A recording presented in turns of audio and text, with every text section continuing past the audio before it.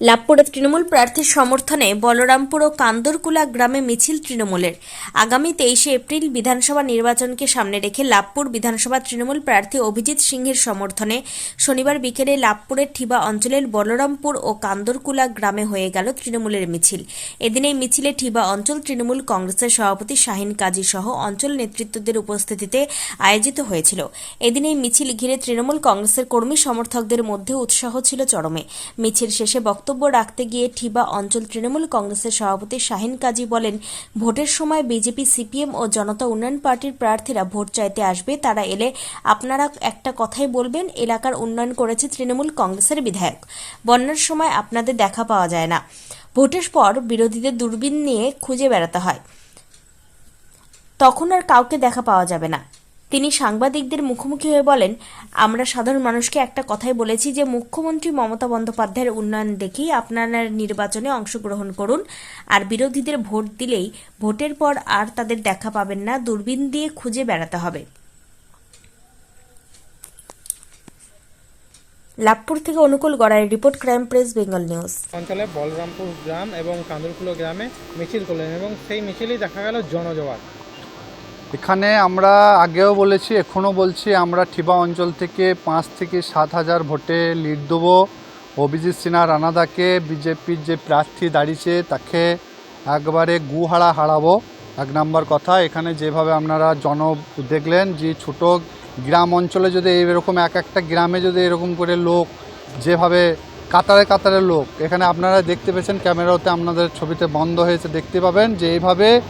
আর একটা কথাই বলছি যে বিজেপি এখানে তৃণমূল কংগ্রেস ছাড়া এখানে বিপদ আপদে কেউ থাকে না, আমরাই থাকি। আমাদের আপদ বিপদ সব সময় এখানে অভিজিৎ সিনহা থাকে। আমাদের যে ভাই দেখবে তাকে আমরা দেখব, পরিষ্কার গল্প। যে আমাদের দেখবে অভিজিৎ সিনহা, মানুষের গল্প এটাই যে আমাদের আপদ বিপদে থাকবে, সেই আমাদের এখানে ভোট পাবে। এখানে যা আছে, আমাদের 5 থেকে 7 হাজার ভোটে অভিজিৎ সিনহা জিতছে।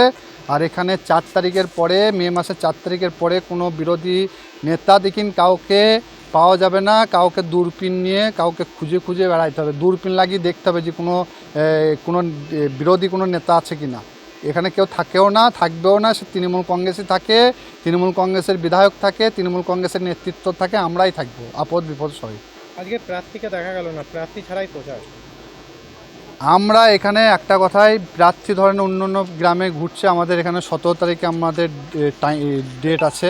এখানে আমাদের মিরাটি থেকে শুরু হবে, আমাদের লাঙ্গড়া পর্যন্ত শেষ হবে। প্রার্থী ছাড়াই আমরা সকলেই দেখছেন, প্রার্থী ছাড়াই আমাদের যদি জনজ্বর হয়, তাহলে প্রার্থী থাকলে কি হবে, তা আপনারা তো বুঝতেই পারছেন কীভাবে আমরা এই গ্রামগুলো, যেমন হিন্দুর গ্রাম, এইটা তো কোনো সংখ্যালঘুর গ্রাম বলে নয়, সব গ্রামটাই। আমার এখানে 17টা গ্রাম আছে, হিন্দু মুসলিম মিলে টোটাল এমনিভাবেই মানুষের জনজোয়ার। এখানে বিবাদ কিছু নাই। এখানে একটাই সাম্প্রদায়িক দলের বিরুদ্ধে আমাদের ভোট দেওয়া, তাদেরকে হারানো, একটাই লক্ষণ বিজেপিকে উৎখাত করা, পশ্চিমবাংলা থেকে বিজেপিকে উৎখাত করা। অভিষেক বন্দ্যোপাধ্যায় এসেছিলেন আজকে এবং তিনি যে নেতৃত্ব দিচ্ছেন সেই নির্দেশেই কি কাজ চলবে? অভিষেক বন্দ্যোপাধ্যায় যেভাবে বলছেন, বা আমাদের মমতা বন্দ্যোপাধ্যায় যেভাবে বলছেন, আমরা তাদের সেভাবে আমরা চলছি, সেভাবেই চলবো। দল যেভাবে পরিচালনা করবেন সেভাবে আমরা চলবো। অভিষেক বন্দ্যোপাধ্যায় যেভাবে বলবেন, আমাদের মুখ্যমন্ত্রী মমতা বন্দ্যোপাধ্যায় যেভাবে বলবেন, আমরা সেভাবেই বলব। বিরোধীদের উদ্দেশ্যে কি বার্তা?